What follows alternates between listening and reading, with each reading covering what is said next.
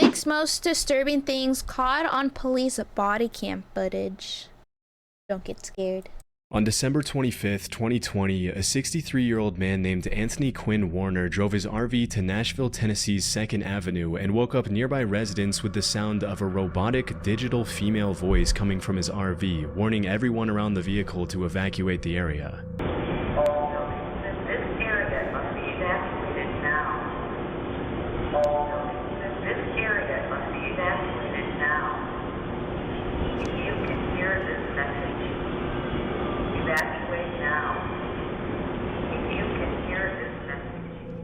Soon, the female voice repeatedly mentioned that the RV was going to detonate, and a little after 6 a.m., the voice became more and more insistent, announcing that the vehicle would detonate in 15 minutes. In the body cam footage that was later released by the authorities, a group of Nashville police officers can be seen walking around the downtown area, urging any stragglers to evacuate for their own safety. So you're not doing anything wrong, okay? You're not in trouble, but there is something serious happening down the roadway. Go for 11. Okay? Do you mind going down to 2nd and Where do they need to go when they are evacuating? That's so weird. That's like something out of a movie. Like The Purge? Yeah. Evacuate now. Are you watching the Evacuate now. Stay clear, vehicle. Stay clear, vehicle. The robotic voice and its ominous warnings give the whole scene an extremely eerie vibe, like, as the police officer mentioned, something out of the movie The Purge. Strangely, the RV also broadcasted snippets of the 1964 hit song Downtown by Petula Clark, which is a song about how if you're ever feeling sad or lonely, you should go downtown and you'll feel better in the hustle and bustle of the city. Unfortunately, the robotic voice wasn't bluffing, and just 15 minutes later, the RV detonated near the AT&T building, causing damage to more than 50 buildings and even collapsing a few of them with its massive blast radius. In the aftermath of the incident, the cops can be seen assessing the damage and moving nearby pedestrians to safety through body cam footage that can only be described as apocalyptic. Second broad. Commander 425, are you 10-4? Wait, You guys okay? Yeah. No, my guys. Where's your car? Hey, dude. Okay, go to your car. What's going on? 217, myself and 215 are all going around. Command, make sure all units are direct. There may be ammo in that vehicle. We don't need anybody coming up the 2nd Avenue exposed. You okay? Yeah, I'm good, man. I appreciate it. Even though the explosive inside the RV was extremely powerful, the cops managed to evacuate most of the nearby How residents, come we and didn't get to thankfully see nobody it? outside the RV lost their lives. Although 3 people were injured and had to be hospitalized after the vehicle incident, the only person who lost his life was Anthony Warner himself, who was still inside the vehicle at the time of the detonation. After the incident, the authorities started digging deep into Anthony's past to figure out what could have caused him to do something so insane. Oh wait, he did it. And Never what they mind. found was pretty disturbing. I take my As arm it back. turned out, Warner was pretty much a paranoid loner obsessed with conspiracy theories about shape-shifting alien lizards that were trying to take over the world. It was also revealed that 16 months before the explosion, Warner's girlfriend had called the cops to report that Anthony had been building explosives inside the RV outside their home. Even more disturbingly, less than a week before Christmas, Warner's neighbor had reportedly asked him if Santa was going to bring him anything good for Christmas, to which Warner replied, "Oh yeah, Nashville and the world are never going to forget me." But despite the clear desire for attention, the cops never managed to truly figure out Warner's motive, and it was eventually concluded that he probably didn't want to hurt anyone, and that a fatal cancer diagnosis mixed with other factors had contributed to Warner's declining mental health. Right? How did he On get a March girlfriend? 9th, 2023, at around 12:30 p.m., an anonymous caller dialed 911 and told dispatchers that a man that had just run into a food market on Cleveland's Central Avenue was claiming that he had just been kidnapped. As soon as police arrived, they were able to talk to the alleged victim, and the jarring conversation was captured on one of the cops' body cams. I went over there to fix his busted pipe for his washing machine. Okay. And I was putting a water line for his ice for his refrigerator. And when I got downstairs, another dude came out. They had guns on me and they robbed me. I mean, they tied me up. They had plastic laying on the ground. Disturbingly, the zip ties and duct tape that were used in the kidnapping can still be seen on the man's body as he explains what happened to him. As the victim mentions to the cops, the perpetrators forced him into his own van, robbed him, and then held him for ransom before he managed to escape. So they put this on my face, they get me in my van, and they bring me over here. They turn the location up on my phone. One of the guys is in back with me. And which way did the car go? Huh? Where'd the car go? It was parked this way, and I ran all the way down here to here. We were parked right over there. You're parked the 49? What kind of car was it? It's my van. As the cops later found out, the main perpetrator was 51-year-old Ahmed Johnson, whom the victim had been in federal prison with at some point in his life. After digging deeper into the case, they uncovered the whole story of the kidnapping. As the victim mentioned in the video, the kidnapper had hired him for a plumbing job, and when he arrived at the house in Cleveland's Buckeye Woodhill neighborhood, he was led downstairs where he would allegedly be shown the leaky pipe that he had to fix. Once downstairs, Ahmed led the victim to another room, where another man jumped out and held him at gunpoint. After stealing his phone and Apple Watch, the kidnappers bound the victim and put him into the back of his own van. As the perpetrators drove the van towards the city's central neighborhood, they made the victim call a friend and bring around $15,000 to a nearby gas station in exchange for his return. But as the van slowed down, the victim somehow managed to jump out and ran down East 49th Street. Thinking quickly, the victim ran into a convenience store where he would be protected by the public eye, causing the suspects to drive off. Ooh. 2 weeks later, the cops managed to make an arrest, and Ahmed Johnson was charged in Cleveland court with aggravated kidnapping. As of today, there have been no further updates to the case. On September 9, 2019, an Albuquerque Police Department officer saw a young man performing a traffic stop on a gray Nissan SUV. Strangely, the man wasn't dressed like a police officer at all. In fact, he was dressed as an ordinary citizen in jeans, a black polo, and an Air Force cap as he wrote down the driver's information. Sensing that something was off, the officer pulled the man aside to talk to him, and from the beginning, the man seemed a little on edge. You gotta talk to him for a minute.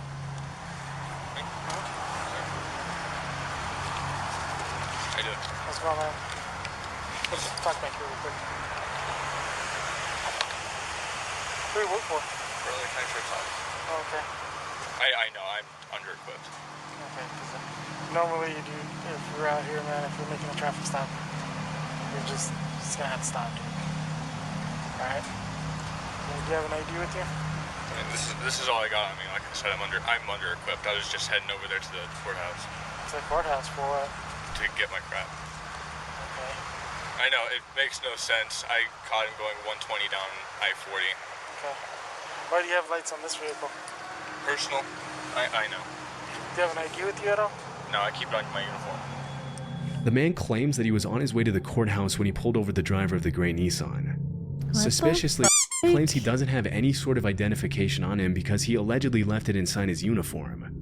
After a bit of questioning, the man says his name is Brendan Wazinski and confesses that he was using his personal vehicle to pull over civilians, but insists that he's been an officer of the law for 3 years. Arrest him! And I'm not here to mess with you, man. It's just the thing is, yeah, he was speeding, dude. You could have called it in, and because if you get into shooting, you're screwed. Right. All right, man. I understand. All right. For starters, I know this looks really bad. Right. This looks really bad. This screams whacker. Right. How long you been on? About 3 years. Tase his I've been on ass. for like 13 years. All right, so After checking the database, the officer notices Brendan's name doesn't pop up on any nearby law enforcement agency's list, and at that point, his only option is to put the suspect in the back of his vehicle while he waits for his supervisor to figure things out. Less than 5 minutes later, Brendan gets cold feet and confesses that he's not a real cop. what's up, man? Alright. I'm just gonna be straight up honest with you. I'm not a cop. Okay. Okay. I'm just gonna be. Bruh. That badge from? I bought it offline. Okay. Do me a favor, stay in here, okay, for a second.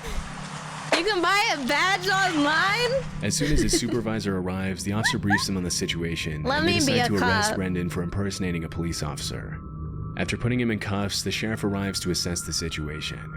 I honestly don't know how long Brendan was expecting to be able to get away with pulling people over pretending to be a cop, but it seems as though he was hoping to play vigilante did with they no let go of the consequences Nissan? forever. Poor Even though he guy. didn't have a weapon in his belt at the time, it's not uncommon for people like Brendan to start using guns and handcuffs as intimidation tools once they get more comfortable and start thinking they can get away with it.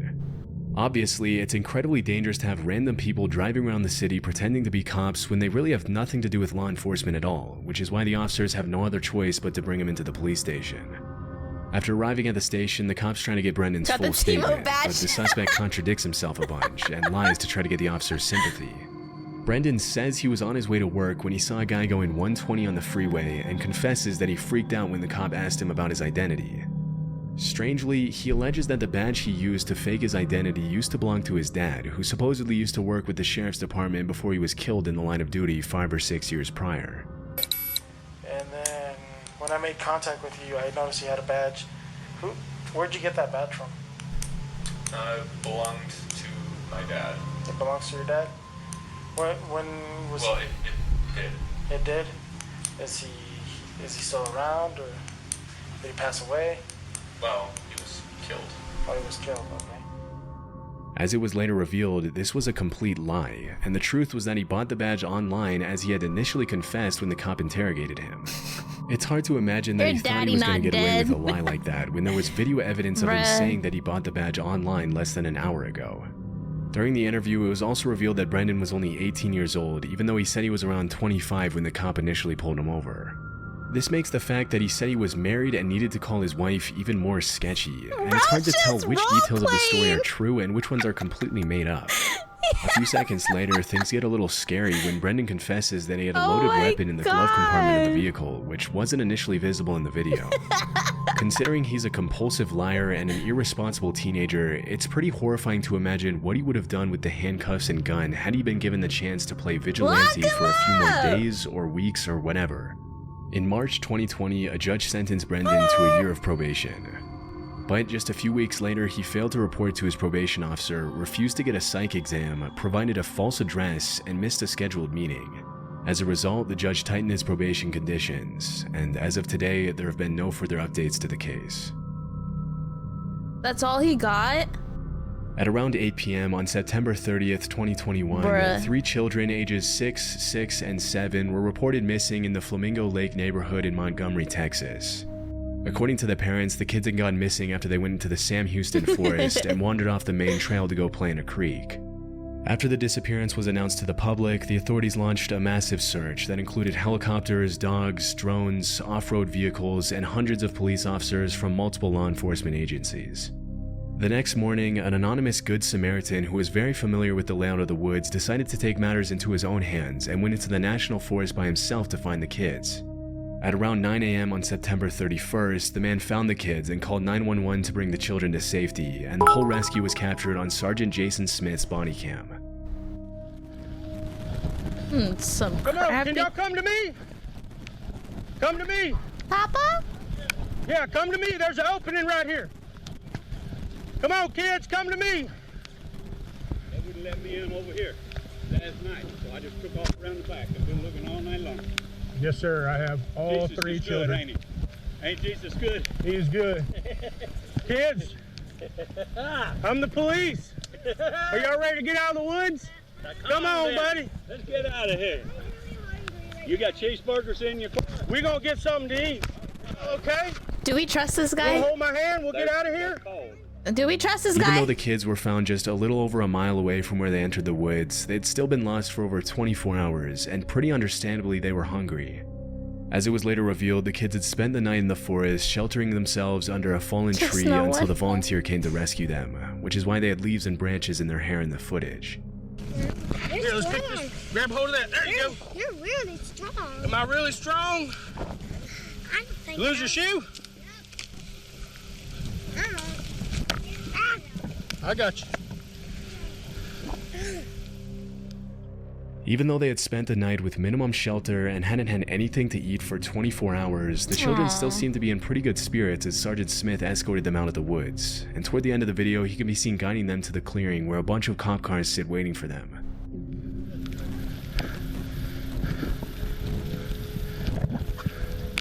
Thank you, fellas. Y'all got it? Come on, kids. Let's come out to the road.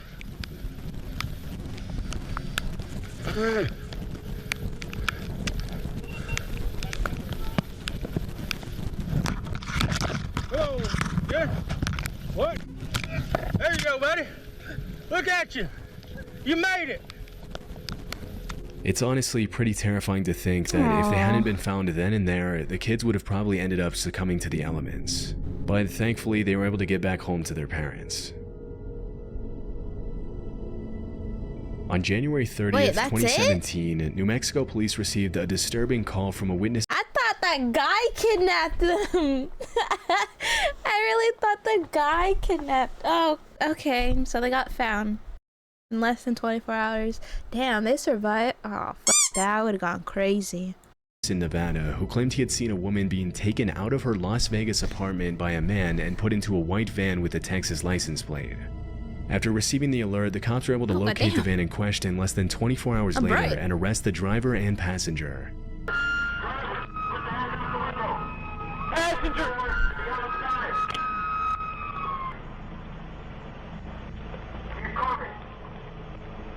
Back it up. Back it up. Back it up. Back it up. Back it up. Once the suspects are out of the vehicle, the cops approach the white van, and that's when they find something incredibly disturbing. Drugs. They found drugs. Put a camera on this thing. Got a camera. You need a... Oh my god, thank you. Okay. Is that it? Rolling? I got rolling. Okay, we're gonna get you out of here, okay? I got pictures of her and I got pictures of the chains. In the back of the vehicle, the cops find a woman named Jane who is chained to the floorboards of the van by the suspects, and as soon as the officers set her free, she gives them her disturbing testimony. According to the victim, the man who was driving the getaway van was her ex-boyfriend Jack, who broke into her apartment and took her. Even though she fought hard to escape, Jack was trained in mixed martial arts and was a lot heavier than her, and it didn't take him long to take her out of her home. Jane assumed it was her neighbors who saw the altercation and called the police, and it was thanks to that 911 call that the cops were able to rescue her. Once inside the police car, Jack doesn't seem all too distressed that he's about to be put away for a long time, and he can even be seen interacting pretty calmly with the officer driving the vehicle, asking him if he has a favorite hymn and singing the words to Amazing Grace as he's taken to jail. You got a favorite hymn? What's that? You got a favorite hymn? No, I don't. Why not? I don't know. I've never been into them. Why are we talking to him like he's a normal person? Bro just committed, like, he just kidnapped somebody. Bro was in fucking full on chains and you're talking to him like a normal person? What the fuck is wrong with this cop? What about you? What about Amazing Grace? You like that one? What about you? Get this fucking cop off the field, dude. Oh my god. I would have told that dude, shut the fuck up. What the fuck you mean at? I ain't gonna be nice to you. Shut up. I'll take it. Oh god. Oh my god. He's singing. As it was later revealed, Jack's accomplice in the kidnapping was 19-year-old Samuel Brown. In the other cop car, Samuel asked the police officer to have a conversation with him, claiming that he's scared of everything that's happening. Is it okay to talk? Is it okay to talk? Yeah. Anything. I'm just kind of... Okay, never mind. I can see why the cops do it. So they could, like... see, this is why I can't be a cop, because I would react off emotions.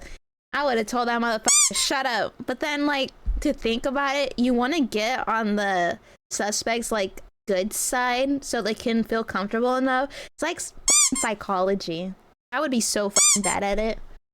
He wouldn't trust me. He won't tell me anymore. Can't be a cop because she forget all the cop. I would be the fucking worst cop ever. I like, man, I don't know why I pulled you over, actually. Well, you're free to go. Aqua, you didn't meet the quota this month. What's quota? I would be the worst cop ever. I'll get fired in a day. We got a code? Hello! That'd be good. Being normal. Dude. No, yeah. I could see why they try to play nice so they can get, like, more information out of them. I could see that. I could see that. But the I don't know, man. I don't know how... kind of scary.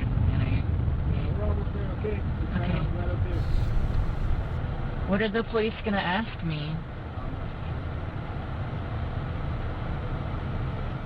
During the investigation, the police found that Jack I would be like, sir, you know why I stopped you? No. Yeah, same here. Anyways, you're free to, you're free to go. Oh my gosh, dude.